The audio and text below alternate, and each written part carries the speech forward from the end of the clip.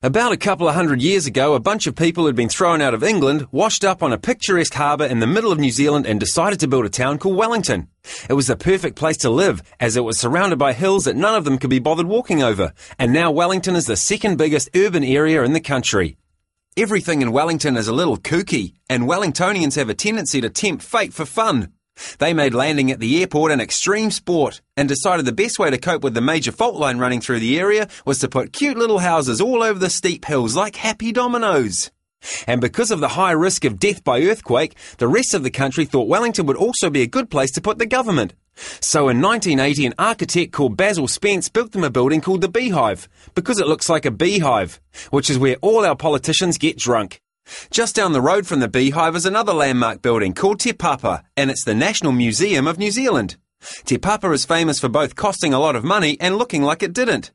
It's filled with the most wonderful and brilliant art, and often has tributes to all the New Zealanders that got shot by people from other countries. Paradoxically, lots of those people from other countries now live in Wellington, and everyone gets on like a house on fire, which makes you wonder what the fuss was all about in the first place.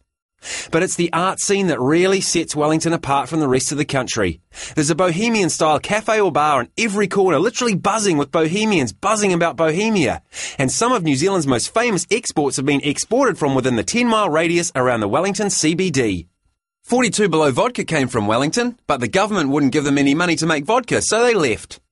Russell Crowe and Anna Paquin came from Wellington, but the government wouldn't give them any money to be actors, so they left. Flight of the Conchords came from Wellington, no money, left, and of course Catherine Mansfield, who probably didn't even ask the government for money, so she was quite smart and knew they probably wouldn't say no anyway.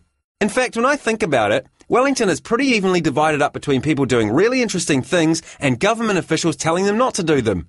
So the shopping here is quite good, as the interesting people need interesting things to buy and the public servants need sensible shoes. Maybe this is one of the reasons why everyone calls Wellington the Melbourne of New Zealand, apart from the Wellingtonians who call it Welly and refer to Melbourne as being the Wellington of Australia. But shopping aside, it's actually quite a pretty place. You can take the cable car up to Kelvin and look out over God's creation. Or tramp through the hillsides and look out at God's creation. Or drive out to the beaches and look out at God's creation. Or just wander around Oriental Bay and maybe jump off the fountain, which is actually illegal, but people do it anyway as the police aren't that fond of swimming and the harbour's really cold. All in all, it's a lovely little city and you should probably pop over for a visit. Wellington, or as the Wellington City Council PR department call it, absolutely positively Wellington. No one knows what that actually means, but it sounds neat.